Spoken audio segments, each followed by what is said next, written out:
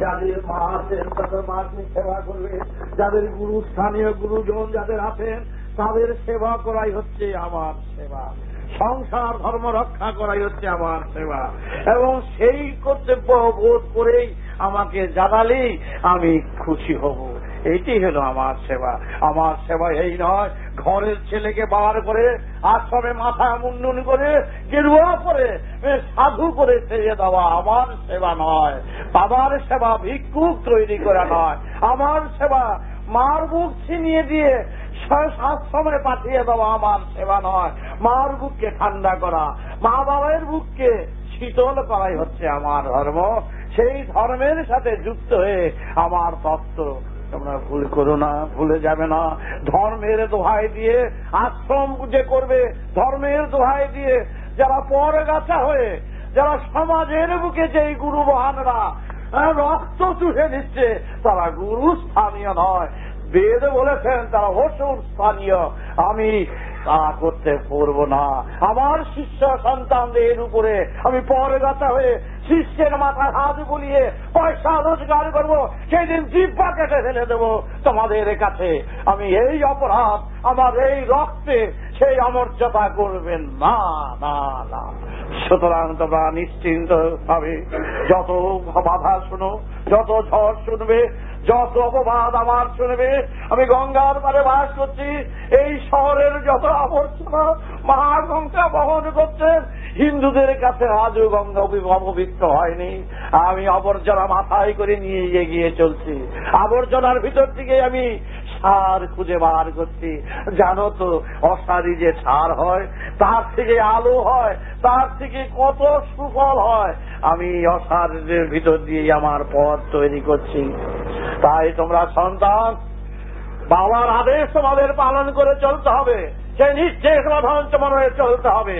তোমরা সংসার ধর্ম রক্ষা করবে এবং গুরুজনকে সম্মান দিয়ে চলবে এবং যে অর্থ উপার্জন করবে সেই অর্থ তাদের তৃপ্তি করাই হচ্ছে তোমাদের প্রথম কাজ। আর বাদে পয়সা, বাদে কিছুর দ্বারা তোমরা নিজেদের অর্থ অপচয় করবে না। নেশা যেটা স্বাস্থ্যকর নয়, অস্বাস্থ্যকর, সেই নেশা বর্জন করবে এবং অযথা আলাপ করা, অযথা গল্প করা, অযথা কারো বিরুদ্ধে সমালোচনা করা সব ভাসিয়ে দেবে। কোন প্রয়োজন তোমাদের নাই। তোমরা প্রতি মুহূর্তে বেদের পূজারী, তোমরা বেদের সেবক। তোমরা এক মিনিট নষ্ট করবে না। সংসার ধর্ম রক্ষা করে সংসারের যতটুকু কাজ শেষ করে তোমরা সব এক গুরুর সন্তান, আমার পেটের বাচ্চা তোমরা। সেই হিসাবেই এক রক্তে তোমরা গড়া হয়েছ আজ আমার কাছে। সেই হিসাবেই তোমরা একত্রিত হয়ে ভাই বোনেরা তোমরা শুধু স্থির করবে কিভাবে বেদের প্রচারের মাধ্যমে, কিভাবে বেদের সুরে সবাইকে আনতে পারো, তার চিন্তাই সব সময় করবে এবং অন্য কর্তব্য রক্ষা করবে। তাই তোমরা, তোমাদের কাছে আর কিছু বলার নেই। এই সমাজকে সুস্থ করো, সমাজের সেবা করবে। চারিদিকে দেখতে পাচ্ছ হাহাকার, চারিদিকে দেখতে পাচ্ছ নির্যাতনের পালা, চারিদিকে দেখতে পাচ্ছ অসুর দানবের খেলা। কিন্তু মনে রেখো, এই যে নাম তোমরা পেয়েছ, এই মহানাম রামনারায়ণ রাম, এইখানকার শুধু রামনারায়ণ রাম নয়, ওই মহাকাশের মহানাম থেকেই এখানকার রাম এবং নারায়ণের নাম হয়। ওই মহাকাশের কৃষ্ণ, ওইটা আরেক নাম হচ্ছে কৃষ্ণ বর্ণের নাম অনুযায়ী এখানকার কৃষ্ণকে সে কৃষ্ণ নাম রাখা হয়। মহাকাশের মহানাম ভারতবাম মূলাধার থেকে সহস্রারের অনন্ত গতির পথের গতি, সেই সুরধার, সেই সুরেই তোমাদের নিয়ে নেওয়া হচ্ছে। সুতরাং তোমরা কোন দিক থেকে কোনো কিছু না ভেবে তোমরা নিশ্চিন্ত পথে। আরো অনেক তোমাদের বলার ছিল, অল্প সময়ের ভিতরে এত কথা বলা সম্ভব নয়। তোমরা ভাই ভাই থেকে জেনে নিও। আমার ভাষণ, আমার তত্ত্ব অনেকে সংগ্রহ করে গ্রন্থাগারে বার করেছে, জেনে নিও। সেইগুলো পড়তে না পারলে পড়ে নিও। আর যে মন্ত্রগুলো লিখে দেওয়া হয়েছে যারা কাগজে কাগজে, যেটা পড়তে পারবে না, যারা দীক্ষা নিয়েছ আমার কাছে, তার থেকে তারা তোমরা জেনে নিও এবং পরে ছিঁড়ে ফেলে দিও। অনর্গল ভাবে জপ করবে, কোন রকম সূচি নেই, অসুচি নেই। মৃত্যু যদি সর্ব অবস্থায় মরতে পারে, জন্ম যদি সর্ব অবস্থায় হতে পারে, দীক্ষাও সর্ব অবস্থায় হতে পারে। কাল ওষুধে তো দীক্ষা নেয় না, জানো তো? ওষুধে তো দীক্ষা নেয় না। কাল ওষুধে মানুষ মৃত্যু হয় না, কাল ওষুধে জন্ম হয় না। জন্ম মৃত্যু যদি কোন রকম বাধা এটাতে যদি না আটকায়, দীক্ষা তো বাধাতে আটকাবে না। তোমরা যে সময় বেদ প্রচারে ছড়িয়ে দাও। মহাপ্রভুর অল্প বয়সে 42 বছরে মনে তিনি দেহ রেখেছেন। তার উদ্দেশ্য ছিল বিরাট, এই রক্তে যেন উদ্দেশ্য সফল করতে পারে। এই সফল মহাপ্রভুর সব চিন্তাধারা, তার আদেশ আর নির্দেশ তোমাদের উপরে ছেড়ে দিলাম।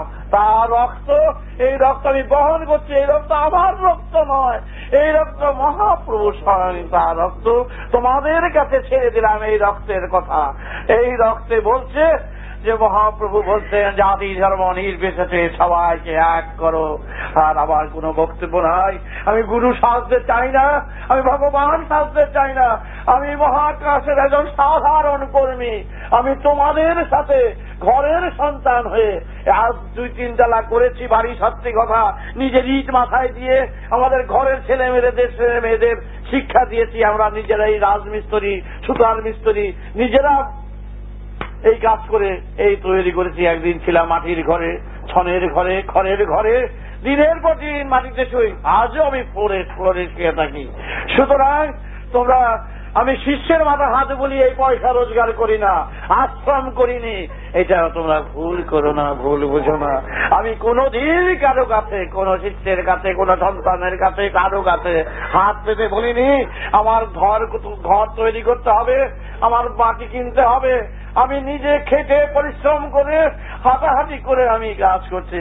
একাধারে লক্ষ লক্ষ লোককে শিক্ষা দিচ্ছি, আর এক ধারে আমার কর্মজীবনের ভিতর দিয়ে আমি কাজ করছি। কর্মই আমার ধর্ম। সুতরাং তোমাদের কাছে আর কিছু আমার বলার এখন নেই, সময় আমার নেই। আমি এখানে গিয়ে একটু বসে পড়বো। এই সারাদিন রাত 24 ঘন্টার মধ্যে 1.5-2 ঘন্টা মাত্র বিশ্রাম, তারপর সারাদিন আমি মহাকাশের মহারাম। সবাই, সব সন্তান, বহু সন্তান তো আমার সবাইকে তো ইঞ্জিনের মতন চেনে নিতে হবে। আমি যদি পড়ে থাকি তাহলে সব বকিগুলো পড়ে থাকবে। সুতরাং তোমাদেরও কর্তব্য, বাবা যেন কাজ করতে পারেন, বাবা যেন তার পথ দিয়ে যেন আমাদের টেনে নিতে পারেন। সুতরাং আমি চাই সবাইকে আমার এই বক্তৃতে আমার সুরে যেন সুর মিলিয়ে অনন্ত ধামে যেন নিয়ে যেতে পারি। তাই তোমাদের কাছে এই কথা আজ এই থাক। বলো সবাই রাম নারায়ণ। অনন্ত সূর্য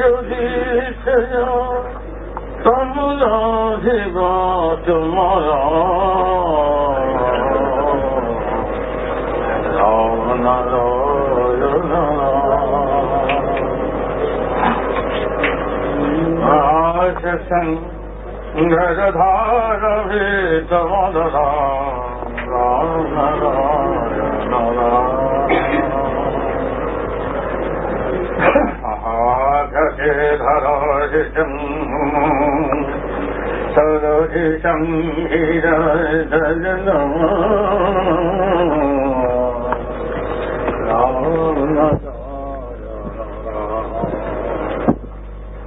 রাম নারায়ণ হীরমদান মহাকৃষধর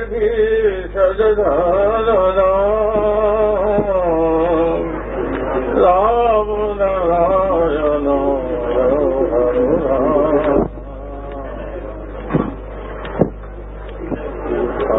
নারায়ণ ত্রিশূল ধারণী নিজ হস্তে লিখিলেন অনাহত সেই নাম। মহাকাশের মহান তত্ত্বে মহান অস্ত সেই নাম। আজ্ঞাতে রহিলেন থাকিলেন সেই সুরধাম, সেই সুরধ্বন ভজিধাম, সেই মহাকাশের মহাত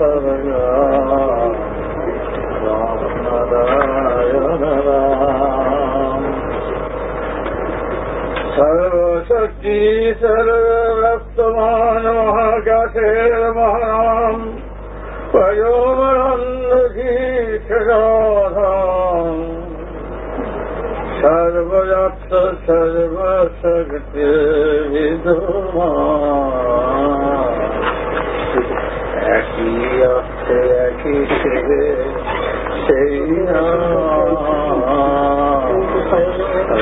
নারায়ণ বরাড়ে সর্বশক্তি সর্বভীতম্ভুনাদম পরমানন্দে পরমসুর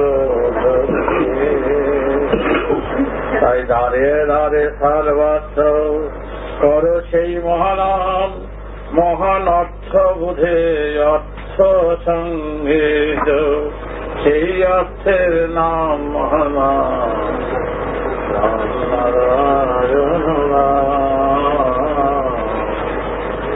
পরাড়ে শঙ্খনাভরম ব্রহ্মপরম পদধীশ যথা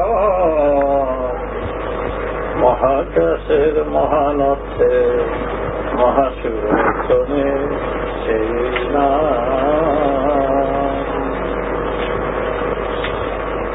আজ্ঞা চক্রে সহস্রারে সুরধ্বনি ধ্বনিত বিরাট ধরধান একত্রিত সুরে এক ধ্বনি এক নীতি সেই তারগ্রাম সেই ধ্বনি মূলাধার সহস্র একই বড়ি সংঘনিত জয়থা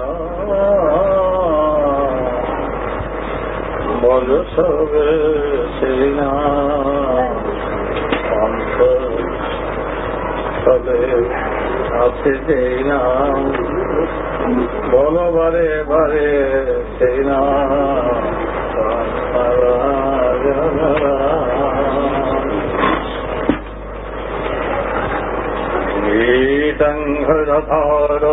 গীতংঘরধারধীরত্তধারদম পরাণে সংঘ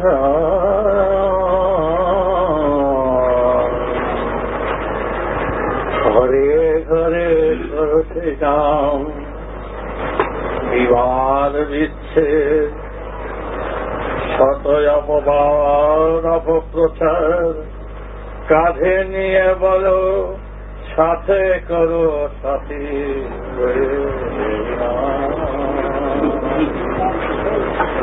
জন্মিতম পরম ব্রহ্ম মাটি আকাশ বাতাস মাটি সমন্বয়ে সুরে রাম বল সবে রাম নারায়ণ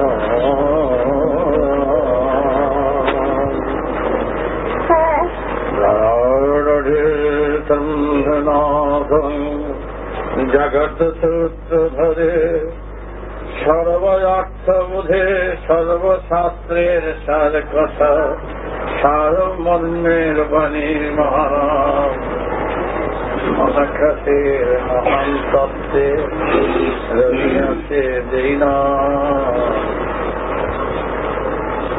সেই নাম এই নাম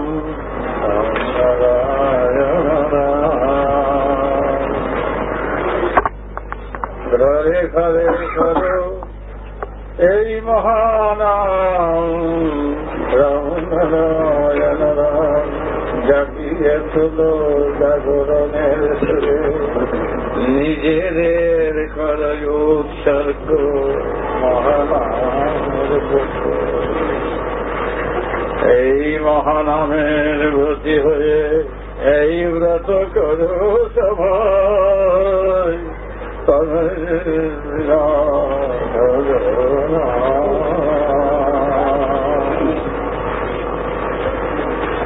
রাম নারায়ণ রাম নারায়ণ রাম নারায়ণ রাম নারায়ণ রাম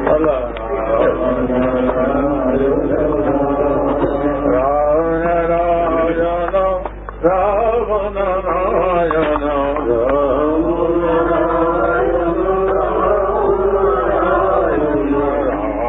নারায়ণ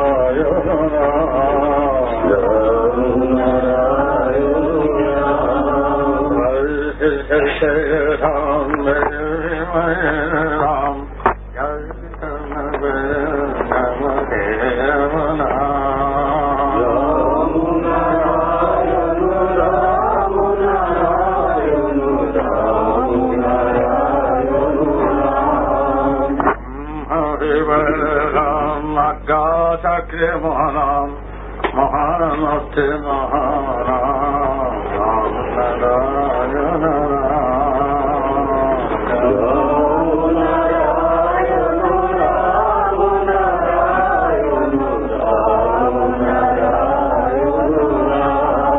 জাগরণের সুরে জাগাও তোমরা এত উৎসর্গ করতে এই ব্রত নিয়ে করো মহাকাশে মহানাম রাম নারায়ণ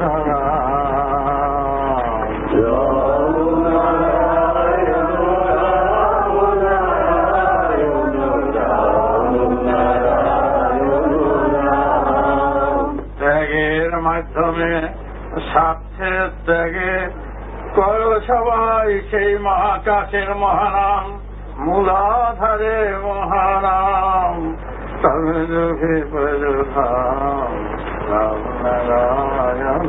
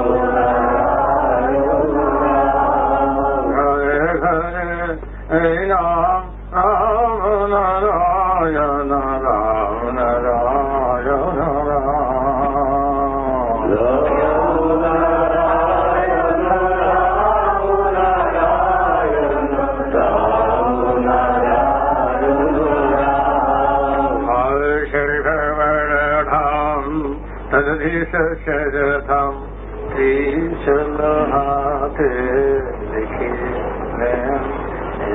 नाम राम नारायण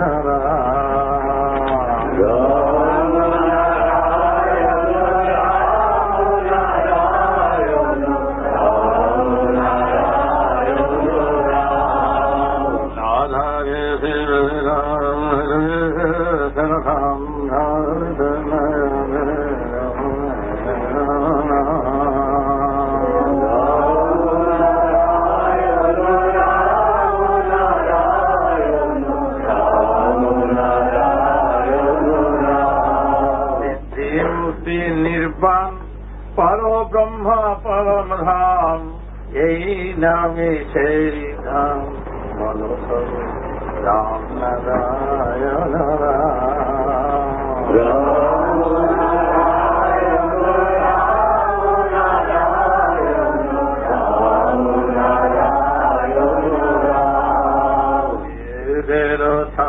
कथा वेद साज मर्मो लिखिलेन शिव নিজ হস্তে ত্রিশূল হাতে করে বলিলেন জনসমুদ্রে তৌসিতে প্রথাম বিবিধ কল্যাণে এই মহানারায়ণ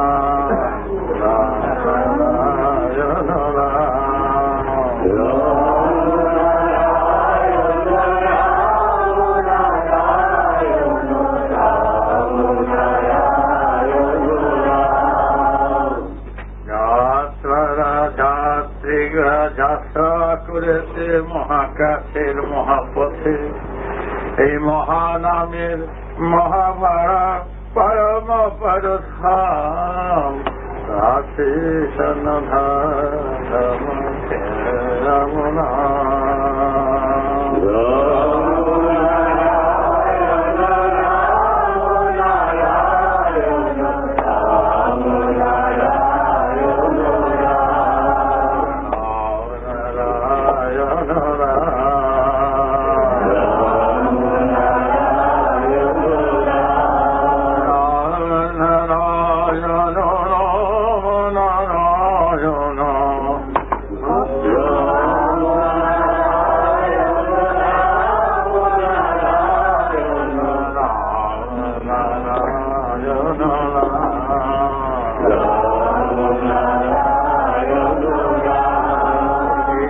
সূর্য এইভাবে গান গিয়ে যাবে সর্বত্র সর্ব জায়গায়, এবং এই মহান অস্ত্র রাম নারায়ণ রাম এই অস্ত্রের মতন অস্ত্র নয়।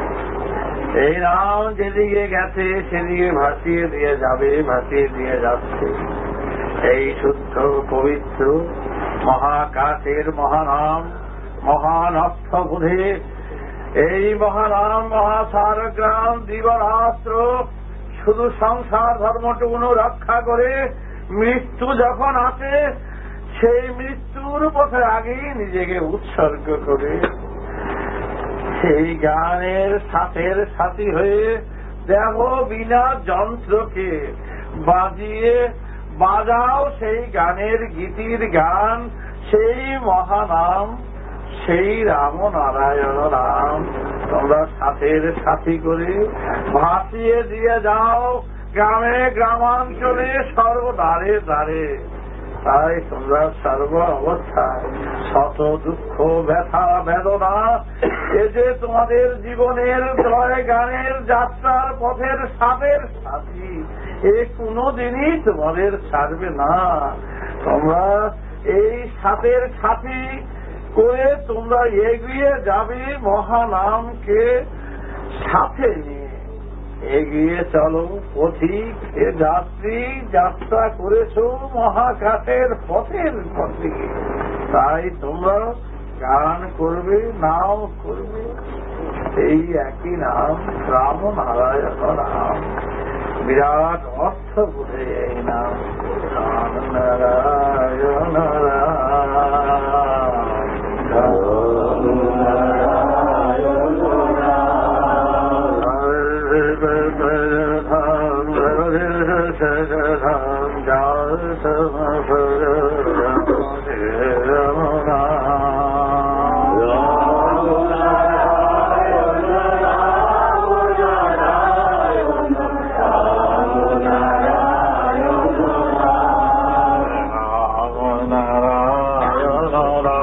যাও।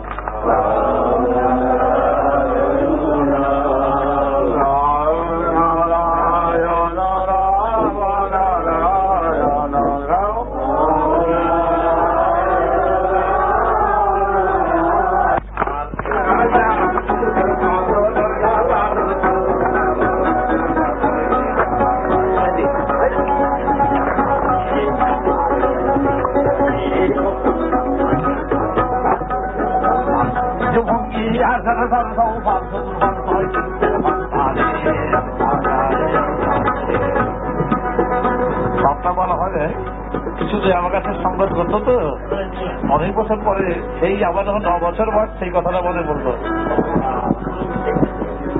এইভাবে একেবারে তন্ময় হয়ে যেতেন। বললাম চলছে তোমার দিকে এই বুলি বোল তালের বোল দিয়া দিয়া আর ওই ডুবে থাকতো, একেবারে অনেক ডুবে থাকতো। আর কোনো একটুখানি সিদ্ধি খেতে মনায় ফকির, মুসলমানদের বড় দরকার ছিল মনায় ফকির। 170 বছর বয়স। লোকনাথ বাবার সঙ্গে যাইতে হবে আমাকে পাঠার জন্য, তখন তার 170 বছর বয়স। এই বছরে এই বয়সে এই সুর ছিল। এবারে পাগলের মতো আল্লাহ সেই একটু খালি এটা যে মনে আছে করতে পারি না জানার না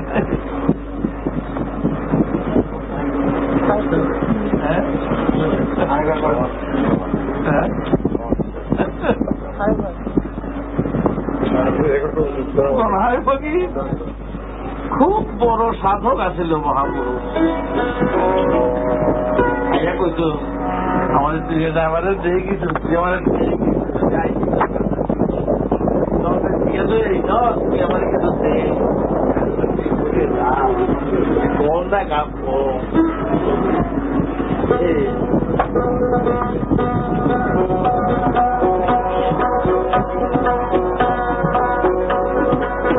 আজ থেকে 50 বছর আগের কথা বললাম 50 বছর এই মনায় ভগিরে বসে থাকতো আমার কাছে বলছো ওই আমার টিভি না আমার কিছু দে এখানে একটা ফুটিয়ে দে এখানে আমার ফুটিয়ে দে তাহলে বয় বেটা বয় ফকির তুই বয়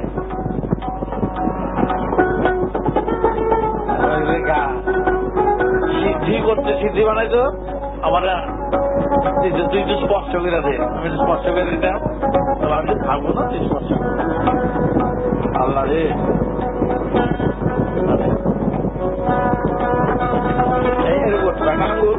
বুঝে রাখতো আপনার দিন খাতারা দেখা আমাকে আপনার দাদু আপনার দিন খাই সব ধরো না Allah, Allah, Allah, Allah, ya Allah, ya Allah, mi hud Allah, tahe Allah, ya Allah, ya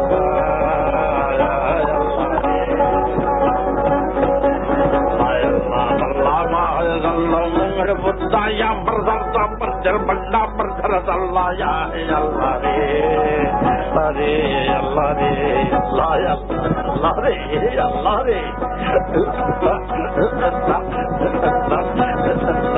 Dom hargan zaman terdesa terdekat berakhir kapan hey Allah ya Allah 170 বছর পর আল্লাহ বাহির বা মুখানের জান্নাই এর বন্ধু পাগল বাঙ্গে ইয়াঙ্গের আল্লাহ লায়া রে এই আল্লাহ আল্লাহ আল্লাহ রে করবন্তি ya persahaan ya Allah ukallam berbatum batum sejak baik berbatum batum sedap alhamdulillah ya Allah Allah